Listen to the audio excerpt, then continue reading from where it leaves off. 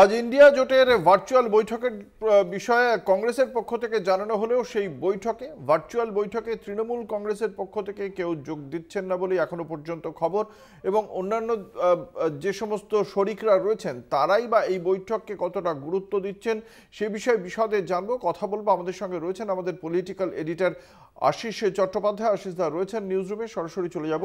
আশিস দা, যেটা আপনার কাছে জানতে চাইবো, প্রথমত এই বৈঠকে তৃণমূল কংগ্রেস যোগ না দেওয়ার কারণ কি জানিয়েছে এবং সেই কারণকে কিভাবে ব্যাখ্যা করছে রাজনৈতিক মহল? দেখো, আমরা সকাল থেকেই বলছি যে এত তড়িঘড়ি করে এই বৈঠকটি ডাকা হয়েছে এবং উপযুক্ত প্রস্তুতি ছাড়াই হঠাৎ মূলত কংগ্রেসের কয়েকজন নেতার উদ্যোগে বৈঠকটি ডাকা হয়েছে। এখন তৃণমূল কংগ্রেস বা বিশেষ করে মমতা বন্দ্যোপাধ্যায়, তিনি একটা রাজ্যের মুখ্যমন্ত্রী, তার কর্মসূচি কত আগের থেকে ঠিক করা থাকে, নানা রকম পরিস্থিতি চলতে পারে, সামনে গঙ্গাসাগর মেলা হচ্ছে, স্বভাবতই এত অল্প সময়ের নোটিশে তার পক্ষে এই মিটিংয়ে থাকা সম্ভব হয়নি। এবং মিটিংটা আরও যত গোছানো হতে পারত যদি 4-5 দিন আগের থেকে সবার সাথে পরামর্শ করে এগোনো যেত, অতটা যে গোছানো করা গেল না মিটিংটা, সেটা অবশ্য এখন স্পষ্ট হয়ে সামনে আসছে। অঙ্কুর, সেক্ষেত্রে আজকে এই যে ইন্ডিয়া জোটের যে ভার্চুয়াল বৈঠকটা হবে, সেখানে এর আগেও আমরা দেখেছিলাম যে আহ্বায়ক কে হতে পারেন তা নিয়ে একটা চর্চা ছিল, নীতিশ কুমারের নাম ভাসছিল। চেয়ারম্যান, জোটের চেয়ারম্যান কে হবেন, সেক্ষেত্রে মল্লিকার্জুন খাড়গের নামও এই জোট শরিকদের মধ্য থেকে ভেসে আসছিল। শেষ পর্যন্ত এই বৈঠকটা কতটা সাফল্যমণ্ডিত হবে কি মনে করছেন? অঙ্কুর, এই মুহূর্তে আমাদের কাছে যা খবর আসছে,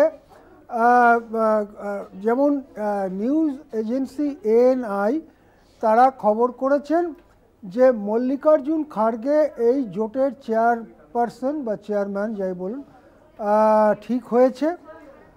এবং এই খবরও আমাদের কাছে আসছে ANI সূত্রে যে নীতিশ কুমারকে আহ্বায়ক হবার যে প্রস্তাব বা কথা হয়েছিল, নীতিশ কুমার নিজে সেই প্রস্তাব ফিরিয়ে দিয়েছেন।